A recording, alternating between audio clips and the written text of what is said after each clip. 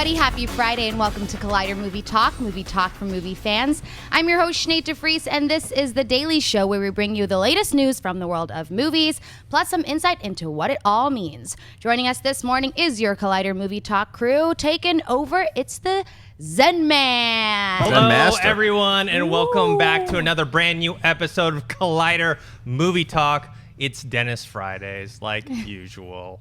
Hashtag Dennis Fridays. Also here is John Rocha. Hey, how's it going, guys? Good to see you. You can follow me on @TheRochaSays, and I can't wait to talk about movies with these guys. I'm looking forward to it. Thanks for having me on. And it's Kristian Harloff. I'm going to save my plugs for the end of the show. What's up, guys? Already. All right, guys, before we get started into our regularly scheduled programming, as usual, sometimes some news drops, and the Hail Caesar, the new Coen Brothers movie, the trailer dropped just right before we started the show, so we thought we'd talk about it. Kristian, what do you think of this trailer? I love the trailer. I mean, because the Coen Brothers, to me, when they do it right, it's like that's perfect cinema. And most of their trailers, when they're set up, if you know that you're in for an adventure. I mean, and the talent involved already in this movie. What's odd to me, and I think Dennis, you and I spoke about this before the show started, is that they chose to drop it. They dropped it on Friday, and that it's coming out in 2016. When they dropped it, I'm going, "Oh, this is going to be an Oscar contender." This I didn't hear about this movie, and it's going to drop in about a month. So I'm a little upset that it's not coming out later. But I love everything and it's also after watching the Trumbo trailer, and I like that they're going into this kind of this behind the scenes movie thing, but still putting like a new adventure spin on it as well too. So I love this trailer. It looks like classic Coen Brothers to me. After just seeing Bridge of Spies, which they wrote, I want to see them get back into the directing fray. Yeah, I like the trailer as well. I have to admit, though, even I'm probably one of the few people who went to film school that doesn't love the Coen Brothers. I like them. Wow. I like their direction. I'm just not a huge fan of the kind of the stories they choose to tell. I really like this trailer, though. It was funny. It's a subject matter that I'm interested in. One thing, though, why are they so obsessed with kidnapping? Every movie, Raising Arizona, Fargo, what Big else? Lebowski. Big Lebowski. Yeah. Was Blood This Simple? movie, I think there's another one that's about kidnapping. Why? Yeah. Rocha? Yeah. Well, why are they obsessed with kidnapping? No, Well, I don't know them personally. I don't know, but I enjoyed it. And actually, you just saying that is kind of like that never caught my attention. I just think they write really good stories that people get into. They're not they're not mass appeal type filmmakers. You know, you have to come to them. They don't come to you. And I think that's what's amazing about their filmmaking. They ask you to go along with them, and their attention to detail with every set that they create, every world that they're creating, to me is something that, as a film lover, I enjoy to pieces. And this film is no different. Like the trailer already, you're going back to the 50s, you're going back to those Caesar movies, Cleopatra, all that stuff was around back then. Scarlett Johansson is obviously playing Esther Williams, a version of Esther Williams, who was she was the swimmer that was so famous for being an actress. And now we're exploring this whole idea of once again, like Barton Fink, we're going into behind the scenes of Hollywood, into this world. We're seeing what is going on, what are the machinations, who's involved. And you've got Clooney playing a version of his old brother character, like he's just kind of simplistic, kind of looking around, all this kind of stuff, where I think he would have normally played the Josh Brolin character. It's kind of interesting to see him now taking on this part as, in essence, kind of a American Richard Burton. Well, it's what it is actually. What I've found out is that this is actually a kidnapping shared universe. Yes. Everyone just kidnapped. It is, but at the very end, Mel Gibson from Ransom goes, "Give me back my son," and that's the end. And Liam Neeson comes in too as well. That's right. But you know what the Coen Brothers also do, which you saw in this trailer, was that perfect blend of humor. You know, with Raising Arizona, with the Big Lebowski, and this movie seems to have that. And you mentioned Josh Brolin. This dude's been stepping up lately. I mean, even in Everest and Sicario. I loved him in Sicario. He's so good, and it's good to see him getting these roles to where he steals most of the scenes. I still think Benicio del Toro was the best in Sicario, absolutely. but Josh Brolin in both those movies, that and Everest, and now this, and he's going to be playing Thanos. I'm so glad that he's starting to step up more, and that he ultimately it looks like the lead in this new movie. Yeah, and he was in No Country for Old Men that the Coen Brothers did as well. I remember when he came out as Josh Brolin, I was like, who is this guy? Looks familiar. And I looked at he's the older brother from Goonies. Yeah. I was like, wow, he looks so different. He's so much more advanced in his career than his dad was, right? I mean, James Brolin And did Corey some Feldman. stuff. Oh yeah, and quarterback. But his death. But I think that's what's great about Josh. There's a comfortable simplicity in what he does because he's so just himself in everything he's doing that it works. You know, he'll make little variations of it. He can play the comedy, he can play the drama, definitely. And I think that's what's so. I think that's why he's working as much as he's working, and they're handing him leads in these properties. I know a lot of people hated this movie. I actually liked it. In Inherent Vice, Brolin was fantastic. He was good at Brolin the was, movie. Yeah. All right. What's the first actual topic, Sinead? All right, well, while we haven't seen an official trailer yet for Bryan Singer's upcoming X-Men Apocalypse, we have been teased with several pictures from various sources, including Bryan Singer himself. Now it looks like we have an official synopsis, which strangely was released with the marketing tie-in with the famous candy M&Ms. One interesting thing that stood out from this description is who will be leading the team. In the press release, it states, "Since the dawn of civilization, he was worshipped as a god. Apocalypse, the first and most powerful mutant from Marvel's X-Men universe, amassed the powers of many other mutants, becoming immortal and invincible. Upon awakening after thousands of years, he is disillusioned with the world as he finds it and recruits a team of powerful mutants, including a disheartened Magneto, played by Michael Fassbender, to cleanse mankind and create a new world order over which he will reign. As the fate of the Earth hangs in the balance, Raven, played by Jennifer Lawrence with the help of Professor X, played by James McAvoy, must lead a team of young X-Men to stop their greatest nemesis and save mankind from complete destruction." Kristian, what do you think of the synopsis and who is leading the X-Men? As far as the synopsis goes, I mean, this is pretty much what we thought from everything we've heard from how the comics go, that Apocalypse is like the ultimate test for this. This is like I'm so glad that they haven't tried to use him before in cinema, and this is the first time we're ever going to see him. And regardless of what we've talked about with the look, we can trust in Bryan Singer so far what he's done, and even this is kind of the First Class trilogy, is what it is, and that's why I think this goes into the synopsis here. What I was worried about at first when I read this was like, they're changing up Mystique again, and they're doing what Brett Ratner did with turning her good, and now she's going to turn up being human. I'm like, no, they're not going to do that, because this is continuing to the storyline of what they did through First Class into Days of Future Past, and now into this movie. This is what her character arc has been in that timeline. So it makes sense that if you watch it, without spoiling the end of the movie, you watch the end of the movie.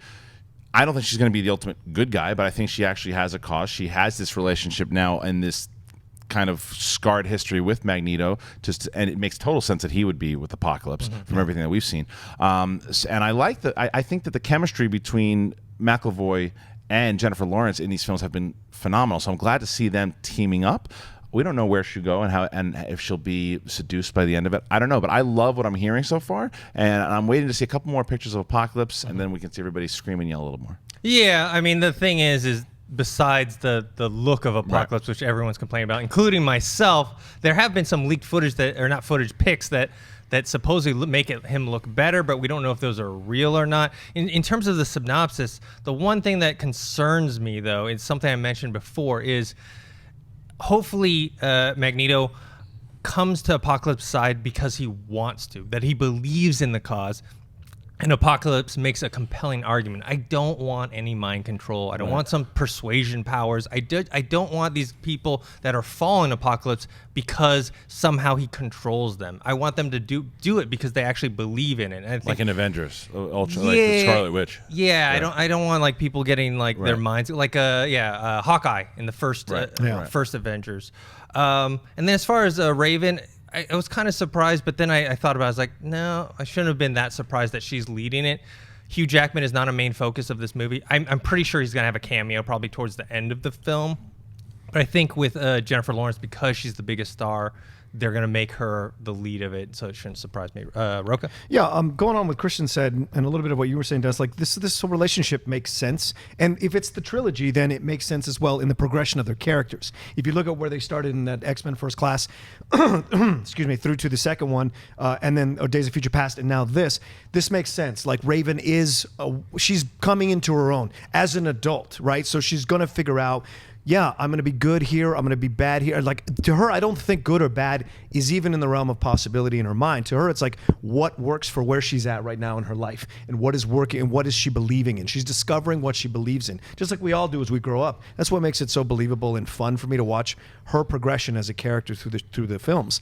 James McAvoy, same thing. Magneto as well. We want Fassbender to be a good guy because we like him as an actor and we like how he does Magneto. He's great as Magneto. However, it makes sense for him to, as he's discovering his own power and the limits and how much more power he can possibly have, to go with Apocalypse and see what's here. And so I think that's great. And Apocalypse is my favorite X-Men storyline ever in the history of that comic. It is one of what they were able to do with the writers and the artists during that stretch of issues in the X-Men were great. I mean, they took Angel is just like an irrelevant X-Men with wings and turned him into a death machine, which he immediately became my favorite X-Men because of that. So I look forward to the movie. The synopsis makes sense of what they're saying and how they want to construct it. And of course, it's in good hands, as we've seen the first two films. So I have faith in it. I'm not a big fan of the Eminem stuff.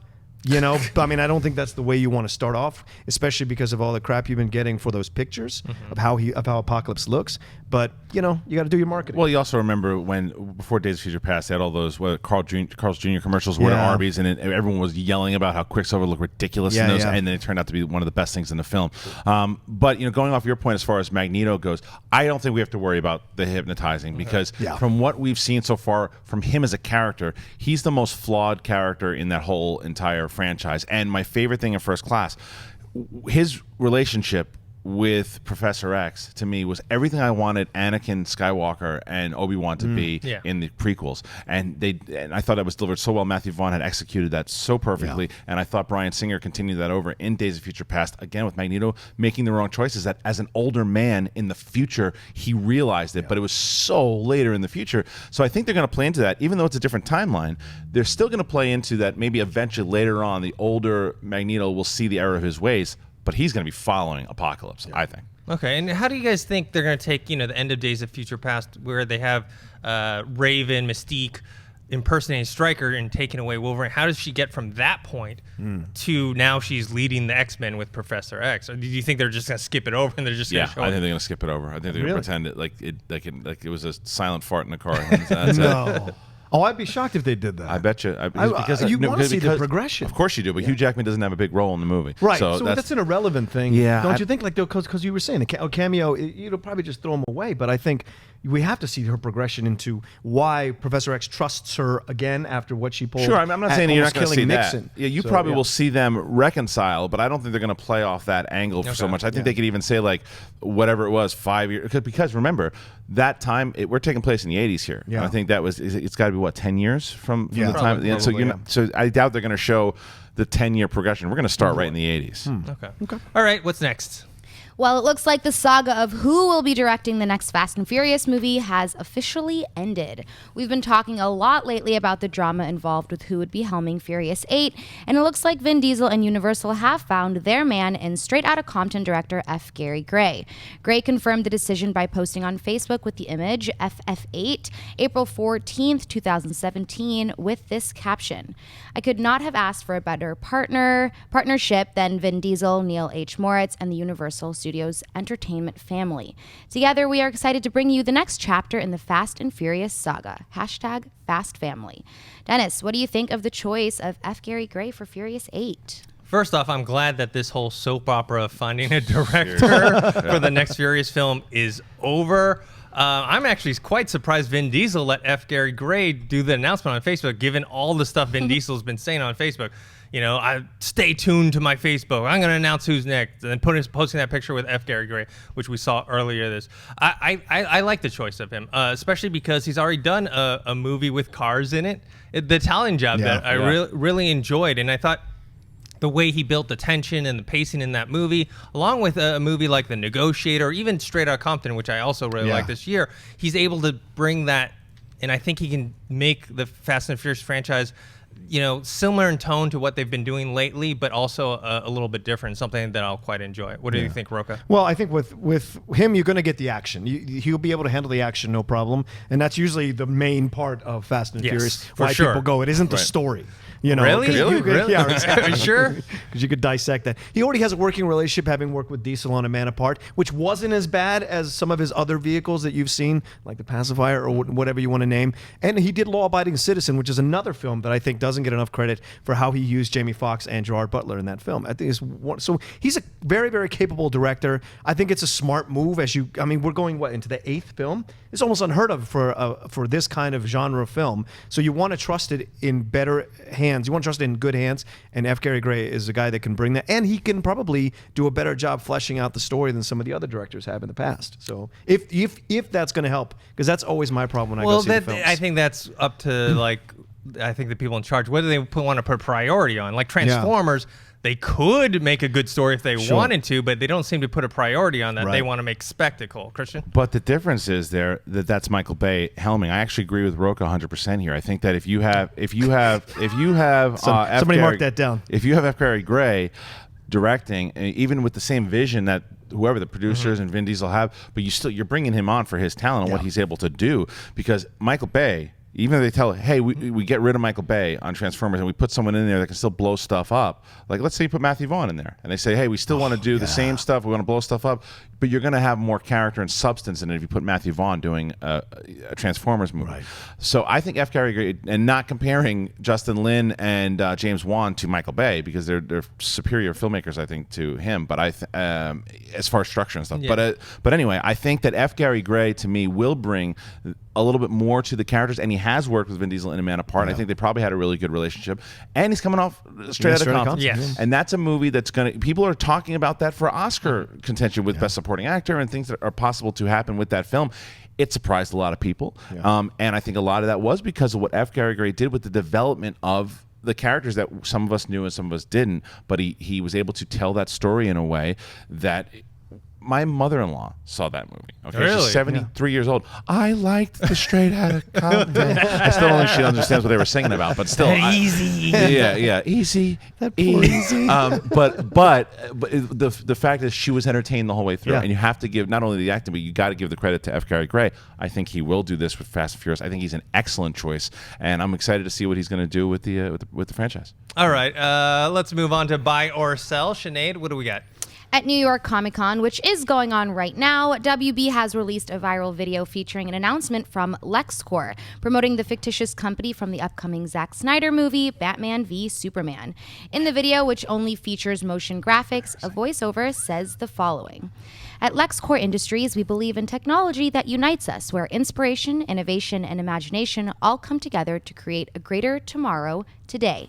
Now, LexCorp is proud to announce Lex OS, the world's most private and secure operating system, engineered with the protection you need and the freedom you want. To celebrate, please enjoy our free Lex Wi-Fi throughout this venue and visit our LexCorp booth for your free charging device. LexCorp and the new Lex OS, providing the safety and confidence we need in an ever-changing world. Let's build a better tomorrow.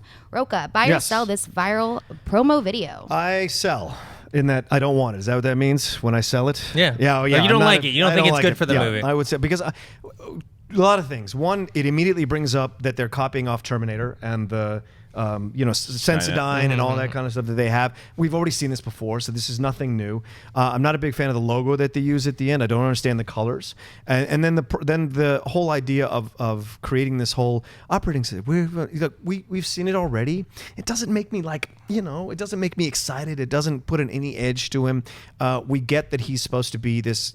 Lex is always this guy that's like playing the angles and trying to get himself in with the American public, so he can manipulate the American public against Superman or against superheroes as his character goes along in the comics. But I think with this, we need to see something deeper, stronger, more interesting, more new, more innovative, and this just feels like a rehash of what we saw in Terminator. I'm excited to see the film. I'm not saying anything negative about the film. I'm looking forward to it and see what happens, but this doesn't make me incredibly excited to see the film. Okay, I'm going to buy it. I'm not jumping over the moon over this, but I think it was well done, especially because it plays into that Fortune profile that they had with Lex Luthor right earlier. And in that article, you kind of get to know that, okay, this is why they chose Jesse Eisenberg for that role, because it's very similar to his Mark Zuckerberg character in Social Network, except for that he has daddy issues in this one.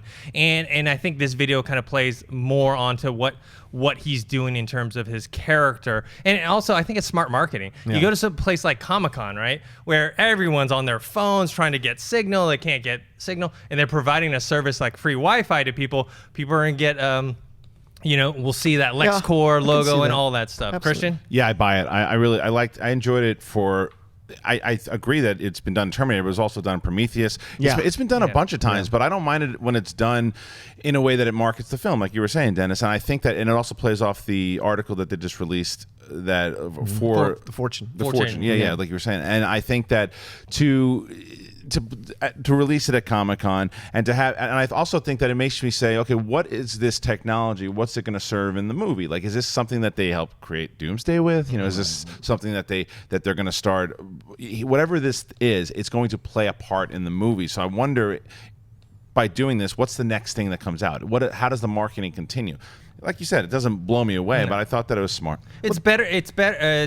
It's not as good as the Trask Industries one that was released for Days of Future Past. Right. That was great. But it was better than the Ant-Man one, because Ant-Man, remember Ant-Man had that one for Prim Industries. Yeah. Oh, not Prim. Pim. Yeah, that one didn't do so good. All right, what's next? You got something else? I think one of the best things about that interview was his mentioning of Cord Industries. So we get that glimpse of Blue Beetle as a possibility sliding into the universe, Ted Cord. And so that I think, and that's what I'm saying, what you were saying, Kristian. I understand what you both are saying, and the Doomsday stuff, but that's what I want to see here. I want to see a harder edge, a different bent, just underneath, just subtly underneath. What if they did he's another saying. one? What if they did a second one, though? Yeah. That this is like the first, like look at it to where they where release they're it. laying the groundwork. Yeah, Yeah. like even That's with how I trailers. feel. Okay. Even with trailers is where they give you that one teaser trailer, and then you get the full trailer, because we still have like 5-6 months before this movie comes out. So I think what they're doing is smart by putting it in the public consciousness and saying, okay, Lex, because they're clearly pushing Lex right now. Right. Like, why is that? They have a plan and a strategy, and I want to see how it pays off. And they want to make him seem like a real character in a Right. real Yeah. company, Yeah. and then that's something we can kind of relate to in our You would world. absolutely, if you stumbled on it and didn't know Batman vs Superman was coming out, again, bringing my mother-in-law,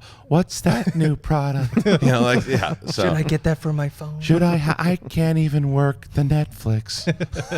All right, Sinead, what's next? The first official trailer for Pride and Prejudice and Zombies has been released. The movie is based on the parody novel, which is a mashup between the famous Jane Austen book and the popular storytelling canon fodder Zombies, written by Seth Grahame-Smith. The film is about Elizabeth Bennet, played by Lily James, and her sisters Lydia, Mary, Jane, and Kitty, who are young women growing up in 19th century England, who not only have to deal with societal pressures of the time, but also zombies that invade where they live. The film is being directed by Burr Steers and is scheduled for release on February 5th, 2016. Dennis, do you buy or sell the first trailer for Pride and Prejudice and Zombies? Well, I'm actually looking forward to the film, surprisingly. I'm going to sell this trailer, and it probably has a lot to do, not because the trailer was bad, has a lot to do with, I was at Comic-Con where they showed a full 2 or 3 minute trailer, which I thought had a lot more humor in it, and it actually set up the story more, and there was more action, where this one was a short kind of tease. So I think if I hadn't seen that, I probably would have bought it. But because I've seen what's actually in the movie, I thought maybe it would have been stronger if they showed all of that. Kristian? I really like Lily James, so because of that, I'm going to sell this. Why is she in this movie? This is Abraham Lincoln Vampire Hunter all over again, coming from the director of 17 again and Charlie St. Cloud. Oh, sign me up! I can't wait. It looks stupid. At the beginning, you start with which normally looks like Pride and Prejudice. It wasn't Pride and Prejudice like a parody. Anyway, to start off, a satire, but anyway, so it's a satire of a satire now, I guess we're doing. And it starts, this trailer starts off, I'm like, okay, it looks like we're filming a Pride and Prejudice movie, and then the trance music, and then there's nothing to it. It's just a bunch of head bashing. I could care less about this. Charlie St. Cloud, is that the one where Zac Efron's like a ghost? Comes back as a ghost. He's a ghost? His brothers go, whatever it is, no one cares. Rocha? Well, I'm going to disagree with you guys again. I'm absolutely buying the trailer. Okay. I think it looked great. And because I went to see Abraham Lincoln Vampire Hunter and am still scarred from that experience, this looks like a way better approach to those kinds of books that have been coming out for the last, 5-8 years in the bookstores about throwing in zombies and throwing this supernatural stuff into these classics or into these classic characters or historical characters that we know. And so I think this looks great. Lily, this is a nice departure for Lily. She's expanding herself as an actress. Okay, now I'll play action hero. I think this is very smart for her career. She already broke out of the Downton Abbey where she was playing kind of a frivolous character, and did a Cinderella that had a little more depth, had a lot more levels, played off Kate Blanchett, held her own with Kate Blanchett. That's not easy to do. And so what's the next step? Okay, let's try action hero. Why not? Let's see where we can go. I like the look of the film. I don't mind the music. I like the look. Yeah, I don't mind the music. And I think that shot of them where she's leading and they're all like banded together is badass. And I think as this is growing, the idea of female superheroes, the idea of females being the lead in these properties, I think this just rides that wave and it makes the most sense. It looks great. And maybe I'd have different if I'd seen the 2-minute thing, but just like that LexCorp thing, it's laying the groundwork and we're going to see more. But I think there's a better way though to like, for me, what Emily Blunt or even Rebecca Ferguson are doing in, like, to me that's the way I want. But those are deeper films. This is more, but whatever though. That's the way I want to see the female action hero go, because I think that this could, because if it's great, then it goes to your point. But if it stinks, I think it sets it back. Because but I want it to be. I would love to be surprised. I would love to go into this movie and say, okay, you know what? I wanted Abraham Lincoln Vampire Hunter to be good, and it was terrible. And it has set me back from watching any of these kind of classic movies, classic, historical figures or classic tales become infused with these zombies and werewolves and whatever it is. And I really didn't like the trailer. As females become, and I hear your point, Kristian, but like I think as females become more prevalent as leads in these kinds of action films, we have to start looking at it as there have to be enough space for all kinds. There's enough for Van Damme. There's enough for Bruce Willis. There's enough. But they're all in the same. But they're all in the same genre. They're all in the same. You don't see Bruce Willis in a kickboxer film. I'm just saying you've got lesser films that they can be leads in. I meant tone-wise. Like, it's still the same with tone. Like the tone is a bit off. But we haven't seen the movie. So I think that there's more humor to this film that you guys haven't seen because that trailer is so short. Right. And also, I don't know if the movie's going to be good or not. Right. But remember, Lily James, she signed up and started filming this thing before Cinderella came out. So Cinderella came out, huge hit. Now a lot more people know her. So is it an oops on her part? I don't know. Right. Sinead, you saw the trailer. What did you think? I like the trailer. I really don't know if the movie's going to be cheesy. It might. I don't think it would be terrible based on what I saw this morning. It could be super, super just cheeseball lame. But based on the trailer, which I think is more like a teaser, kind of want to see that long trailer. I really liked it and I was entertained. So I would definitely buy the trailer. And does the appeal of having a female-led kind of action hero, does that interest you? No, I mean, like, it didn't make me think twice. Okay. I wasn't like, oh, it's females, you know? But that's why, I mean, you're right. If it's super cheesy, then that's not good. Yeah. Like, then it's like, oh my God, okay, these girls fighting zombies, like, of course it's super lame. That's what people will say if the movie is super cheeseball. It's a gamble. Totally. But I think they chose the right director, though, Kristian. I mean, this is a guy who's played in the kind of young adult But genre. what's he done? So what's he done that's been a success? Well, Igby Goes Down is a really good independent But a success. But I'm talking about because this is a big movie. Fair enough. But I'm just saying he's going to catch the vibe that the audience and the demographic they're going for. If he's successful, who knows? I hope so. I root for Lily James. Yeah. All right, now on to our weekly Friday segment where we do box office predictions brought to you by our friends at AMC Theater. This is where we kind of guess and predict what the top 5 movies of this opening weekend are, and we'll find out if we're right or wrong on Monday. So, Rocha, what are your for top 5? What's out? I don't know. What's out right now? Is it okay? We take a look at this. Okay. What's going to be number 1? Bring Martian. The Martian, definitely. I just saw that the other day. It's fantastic. If you haven't seen it in 3D, go see it in 3D. I would definitely say The Martian, Sicario. I don't think Hotel Transylvania 2 will probably be down there. And The Walk. Number 3? Number 3 would be The Walk. Yeah. Oh, wait. Is Maze Runner coming out? No, it already came out. Oh, it already came. Then Maze Runner, I think, would be number 3. The Walk, number 4. Pan down there at the bottom somewhere. That's how I would say it, because Martian is great. It's getting so much buzz. It got 94, 96% on the Rotten Tomatoes. And then you've got some great stuff with Sicario, and Maze Runner already has a built-in audience, and Hotel Transylvania broke all kinds of records when it came out as an animated sequel. So. Okay. Kristian? I think Martian will be number 1. It's not going to have that much of a drop-off, but I do think Pan will be number 2 because it won't stay. It totally won't stay after the first weekend. Just because I think Peter Pan does have the name, and I think that families will go out to see it, even though I don't know who the hell the movie's directed towards, but people will think it's directed towards families. So I think it'll be in a tight race with Hotel Transylvania at 3, and then I actually think The Intern will be number 4 because I think that's a movie that when I went and saw it, there was a lot of older people there that were seeing. It was a time for them to get out. It was actually kind of sweet to go, and I saw like all these like older couples out on dates, and it was like Your mother-in-law.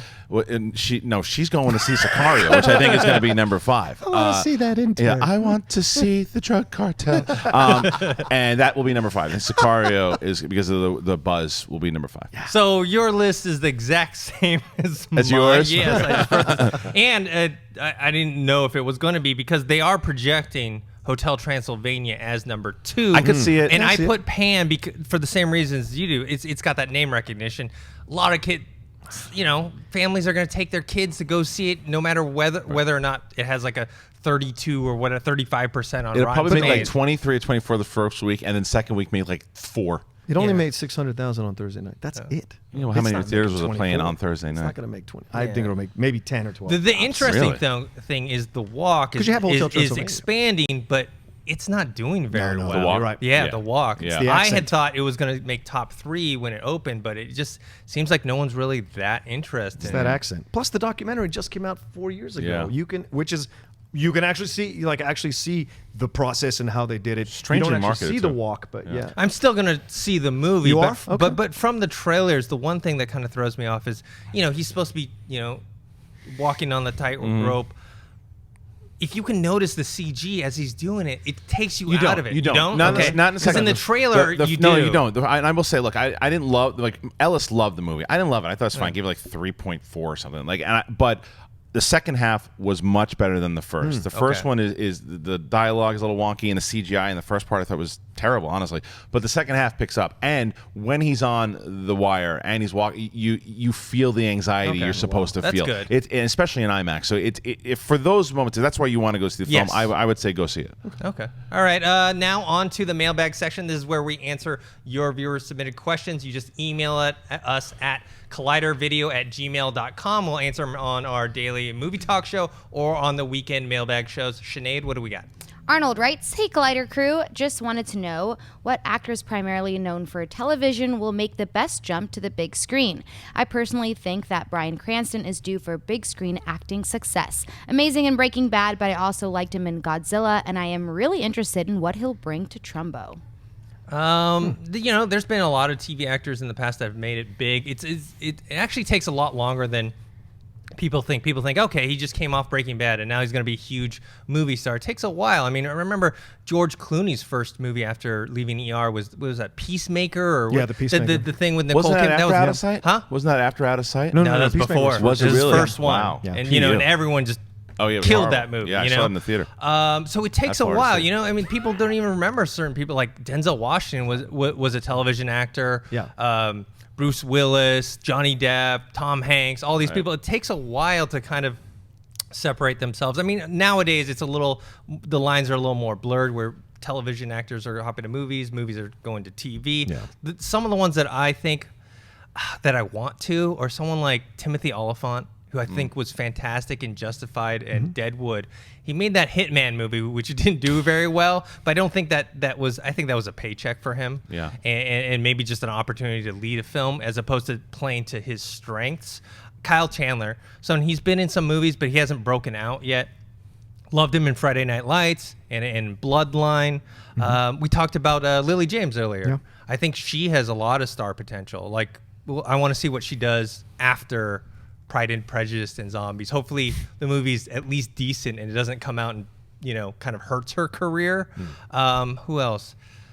Tatiana Maslany from Sure. Orphan Black. She had that small cameo in Woman in Gold, but she made a big impression on me. Playing young Helen Mirren. Yes. Yeah. Yeah. So, Kristian, who do you think will make it out? You've got a couple on my list, and let's start with Tatiana Maslany. And, we talked about her yesterday on Jedi Council. She has been rumored for both Rogue One. She has been rumored for Episode 8. She's going to break out soon. Okay. I wouldn't be surprised if she's cast in whether it's a Star Wars film or a Marvel film. You'll see her for sure. I also put in Kyle Chandler as well as Ben Mendelsohn. Even though Ben Mendelsohn, he's been in a lot of movies, I think that his name should be recognized more. I don't know if he'll ever be a leading man, but he'll certainly be somebody that hear Oscar recognition for, I think, soon. I have Jake Johnson in there. I thought he was great in Jurassic World, one of the shining stars in that film. And you know, he's funny every time he's in a movie. I thought he was great in what's not Batteries Not Included. what's the movie? The first Colin Trevorrow's first movie. Safety Not Guaranteed. Thank you. I thought he was great in that one as well. Allison Brie, both the Amell brothers, I could see becoming action stars if they with a little more. I know you can fight it. That's fine. I'm not going to fight you on that one. But the three that I have in my top three, Steven definitely is. Yes. Yeah. Now I know I'm going to get comments here, and that's fine. But let me. Katie Sackhoff, and I know. Oh boy. Yeah. Well, because the reason I say Katie Sackhoff also is because she has been. Look, everyone when it first came out wanted her to be Captain Marvel. Yeah. Yes. She also was. A lot of people don't have. We've talked about it on the show. She was the runner-up between her and. For the new Quentin Tarantino movie, you have Hateful Eight. Yeah, Jennifer Jason Leigh. Jennifer Jason Leigh. Yeah. My brain is off today. But Jennifer Jason Leigh, it was between her and Katie Sackhoff. Katie Sackhoff read with Quentin Tarantino for like 2 or 3 hours going over that script, and that would have been the one. I think that would have been the one. Yeah. She's really someone that could be an action star, and we were talking before, a female action star. Yeah. My final two are Kit Harington. That Seventh Son movie, which was so bad. He's in the beginning of that movie, and you're like, why couldn't he? I thought he would have been better as the main guy. And Pompeii was terrible. It was terrible, but he was really good. And lastly, my number one pick is Michael C. Hall.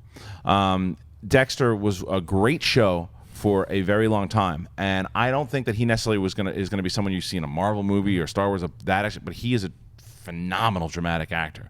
He should be in someone. I would love to see him in a David Fincher film. Yeah. So Michael C. Hall to me is my pick of the one I want to see break out. Where's he Rocha? My number one choice is Dan Stevens, who, if you haven't seen The Visit yet, you need to see that film, or The Guest, rather. And he also was great in Walk Among the Tombstones. For those who don't know who he was Matthew Crawley in Downton Abbey. Yeah. He has an ability as an actor. He takes what Brana did and goes to a whole other level as an actor. Like he can give levels and depth to films, and he can play comedy, black comedy, straight up comedy, and then darkness in a number of films. And I think it's what is amazing. Plus, he's good looking. He's British, got the blue eyes, blonde hair. Like, it's all there. The package is perfect. His body is in good shape. Like, everything is there to be a lead. And he's going to be the Beast. Yeah, Beast, right? Exactly. So he's got those things going for him, and he's about to blow. I think he's about to blow up, and he'll be just fine. You know, Haley Atwell is another one that I really like. I want to push for her more and more because I think Haley did a fantastic job in Agent Carter. I think she's absolutely gorgeous as an essence and as a presence on screen, and so I would love to see her get more and more opportunities. And I think she can do roles like what Emily did in Sicario. There's no way Emily couldn't do the same thing, or Haley couldn't do the same thing. And I think that's what's so good about her abilities and her talent. And it just depends on the projects, right? If she picks the right projects and they give her more and more opportunity, because even in Ant-Man, even though she's playing an older Agent Carter, it still works, you know. And I liked her in those small little snippets. I also think from Game of Thrones, Rose Leslie, the redhead, she's Ygritte. Yeah, Hunger Games. Yeah, she's about to go. She's also playing the co-lead in that new Last Vin Witch Diesel, Hunter. Last Witch Hunter. But that's her like going, okay, I'm gonna try this out and see what's here, you know. And it's in her genre already with Game of Thrones, that whole vibe of medieval, modern, that kind of stuff. It'll play to her strengths. I think she's definitely primed. I mean, Isla Fisher's kind of fallen off. We don't have really any ginger stars right now, so I mean, why not? Is there a quota? Do we have to fill that quota? There's always a void for something, and in this business, you have to find your niche, and your niche is there. And if she can be one of those people that steps out, she can take that role and go forward with it. You know, I really like her. And Kristian, you're absolutely right about Sackhoff. I've been waiting for Sackhoff to blow up for so long because she's such a good actress. Those eyes of hers, there's so much going on. I like her in Longmire. I'm not the biggest fan of the show, but I think she's good in it. And I think if they give her the right opportunity, she would blow it up. She was great in Riddick. Yeah. So powerful just in that one scene where he's behind her and she's in the bathroom. You know, she has this kind of strength and power that you want to see in a female star, and an action star no less. And I just wish they'd give her more opportunities because she's really good. And there's one more person I forgot it was whole too, and we're talking about Sicario and John Barenthal. John Barenthal, because he started on Walking Dead, and then transferred. He's going to be the Punisher now on TV, and he keeps popping up in all these movies. Like him in Fury, Sicario, Wolf of Wall Street. Even that small role in Snitch. I was just going to say, Snitch to me was one that like he was the best part of Snitch. Really Rock was good. Rock was great, Yep. but John Barenthal, and I think he has what it takes to be a star, action star, drama star. He could lead a movie, and I think he's going to get those opportunities after The Punisher. Oh, speaking of Snitch, also Michael K. Williams was in that as Oh, well. yeah. Who plays Omar on The Wire, Yeah, and of he course, played right. Chalky White in Boardwalk Empire. He's got cast in a bunch of stuff too, didn't he? So I think he could do it. Yeah. Dan Stevens, I almost didn't recognize him in Walk Amongst the Tombstones. Yeah. He was like so gaunt. That's what I and- like about him is he is so versatile. He can disappear into roles and still be powerful within them and make you forget that it's him. Along the lines of Ben Mendelsohn, though, this great is choice. a character or actor that I don't think is going to be a huge lead star, but he will show up. He's already showed up in what was it, Django Unchained. He's going to be in Hateful Eight. Oh, I know who you're talking about. Walton Goggins. Yeah. Oh, yeah. He's And a he was- phenomenal actor. Yep. Have you seen any of his work on The Shield, yeah. or Justified? He was so goofy in American Ultra, but I loved it. Yes, Yeah. yes. I think he can be not a lead guy, but like one of those type of characters a lot. Sinead, any TV actors that you think are going to break on through? Well, I feel like the Oh, there's ghosts. There's careful. ghosts in the studio. thought the TV was coming down there for a second. Careful what you say.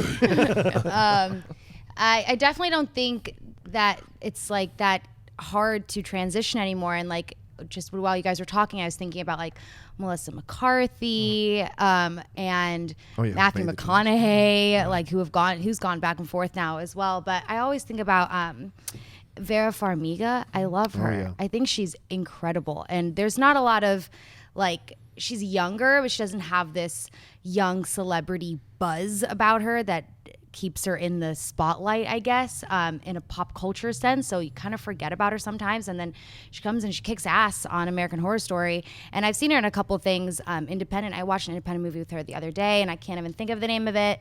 But it was so good and so like... Was she the drug addict or the other one? No, she was with her mom. They're visiting a college. Oh, okay. And her mom, the woman who plays her mom too, they're related in real Was life. Andy Garcia in the No, movie? they're Okay. related in real life. Same last name. I can't think of it. Just watched it the other day. That's who you're talking about? Yes. Okay, yeah, because Vera Farmiga to me also was great in Up in the Air. Up in the Air, yeah. My God, she was good Yeah, in that I movie. think she's incredible. And in The Departed. Yeah, She that was the great in first thing I Departed. saw her as Yes. in Yeah. Departed. Yeah, so I would love to see her just like kick some serious ass Yeah. in movies. But I mean, TV obviously works for her as well. Yeah, she's on Bates Motel, Yeah, which yeah. I heard is Yeah. fantastic. Her tastes are very independent. Like she Yes. likes to play these. She doesn't show up in these bigger films on purpose. I think she has that kind of like actor's approach to things. which Pauly you Shore appreciate. count? Is Pauly Oh, Shore sure. count? All right, what's next? Yahoo Aura Serious. writes, "Hey, movie crew, I've been watching your show since 2 years ago, and I love it every day more and more.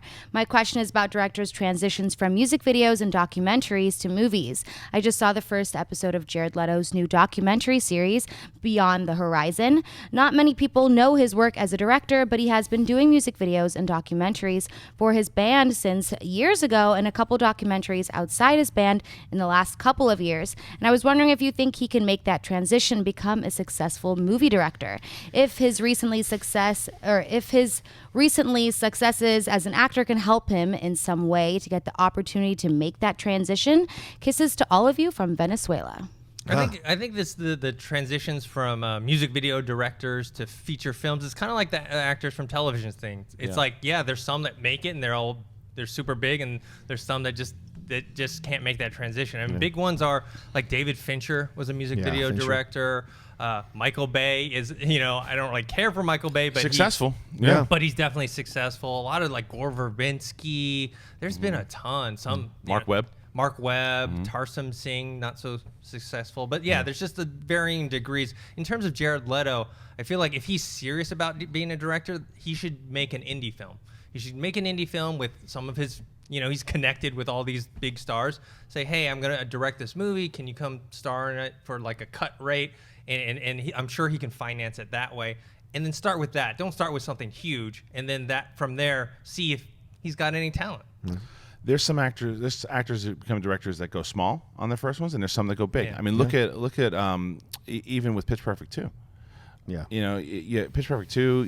You have with Ben Affleck, by the way. Ben Affleck, when he started with he wasn't in his first movie, but Gone Baby Gone. But then you look at someone like Chris Evans. Chris Evans just does that really small movie and I was able to speak with him about it too. He didn't want to go big. He wanted to just try it out and see and get his feet wet.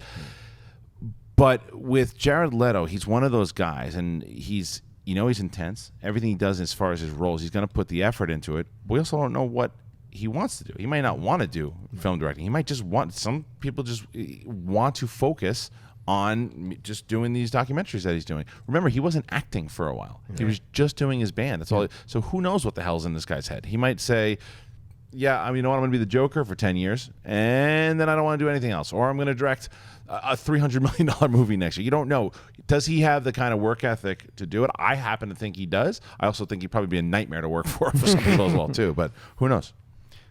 Well, for me, first of all, hola Venezuela, ¿cómo está? And second is this idea. I like what you brought up, the idea of Mel Gibson and Costner. Those guys had a certain cachet, so they were able to do bigger films, right? It makes sense. Leto could do it. Vincent Gallo is a test case for this kind of thing. Vincent was a little weird, off-putting. People always complain about working with him because he's a weird guy. But his films, not Brown Bunny, but Buffalo 66 was a good film. And it had his sensibilities. And I think that's what Leto is. He has this kind of weird perspective on the world, a strange perspective on the world, but it works for the characters he creates. I mean, he was fantastic in Dallas Buyers Club. You could argue his part as one of the best supporting actors ever in the history of film. He's just so fantastic in that film. If he can bring that level of attention and detail to what he creates, and like you said, Kristian, finding that small film that works for him, that like Chris Evans does, that really radiates his essence and his view of the world, what he's trying to say. Right. I think those kinds of guys that are built to just follow their artistic muse have to find the right vehicle to showcase their talents effectively. And I think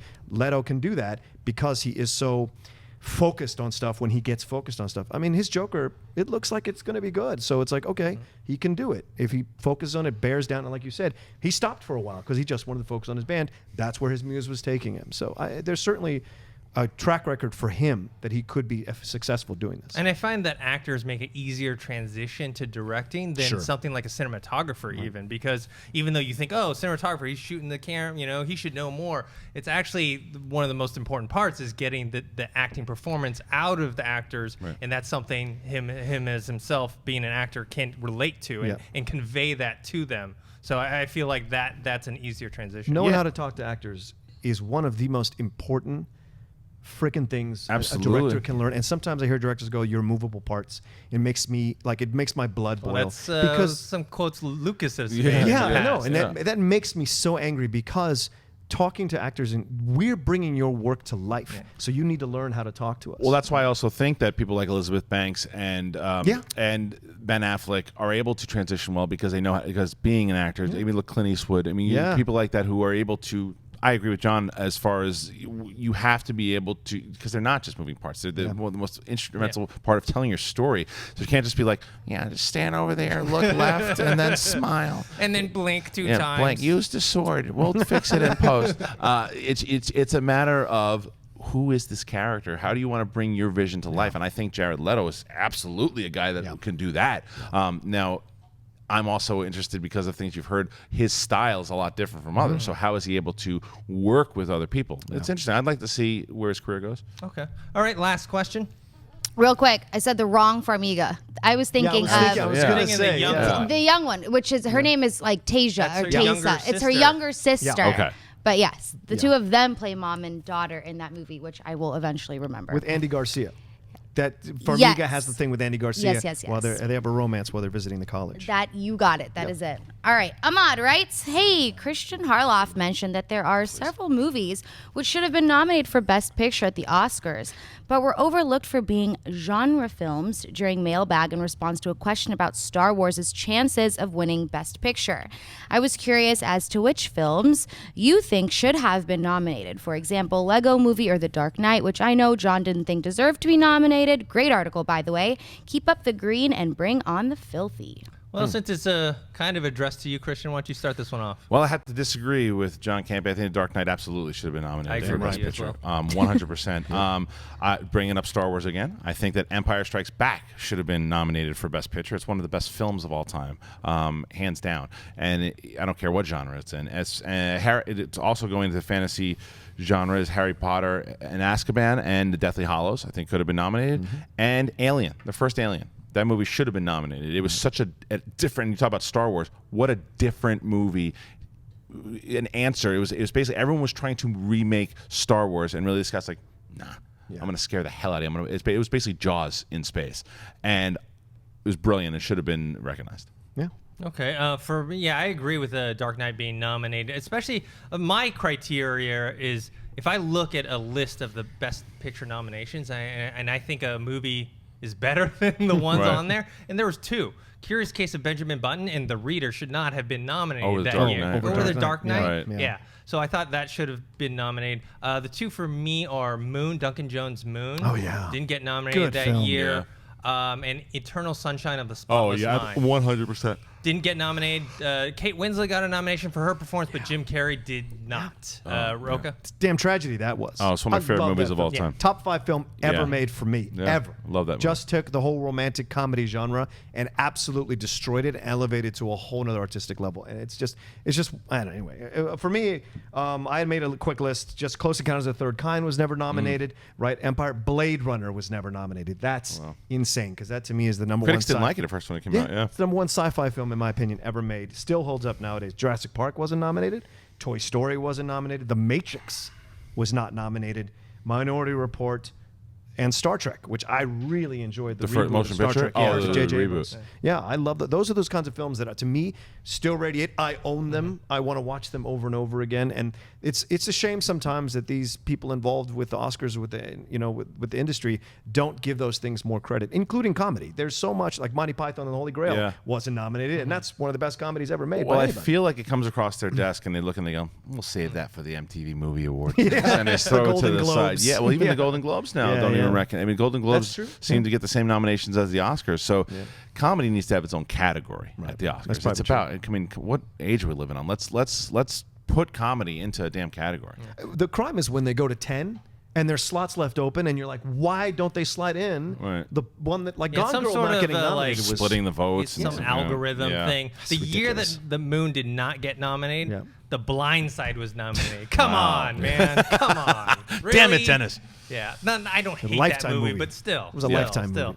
All right, guys. That's it for today's show. I want to thank the people joining us today. John, where can people find you? Well, you can find me on Instagram and on Twitter at The Rocha Says, and I host the Far, Far Away podcast on Geek Nation and Cast of Characters on Geek Nation. I'm going to be here on the Collider Studios every Tuesday night doing the Flash After Show with John Campy and David Griffin, and I also host the Top 10 show on the Schmoes Know YouTube podcast network, thanks to Kristian Harloff. So. And Kristian, where can people find you? You can find me every Thursday on Collider Jedi Council. We have our brand new episode we put up yesterday. It has Dave Filoni from Rebels. I interviewed him. I interviewed Claudia Gray, who wrote Lost Stars. It's a really fun episode. Go check that out. And follow me on Twitter and Instagram at Kristian Harloff. And thanks to our lovely host, Sinead. Where can people find you? I'm on Twitter and Instagram at Sinead DeFries and at thatsosinead.com. And you guys can find me on Twitter at ThinkHero, on Instagram, Dennis.tzng. And don't forget to subscribe to this YouTube channel. That's youtube.com/Collider Videos. Also, check out our friends at AMC Theaters. Check out their website, www.amctheaters.com, for showtimes and ticket information. And we'll see you guys next week.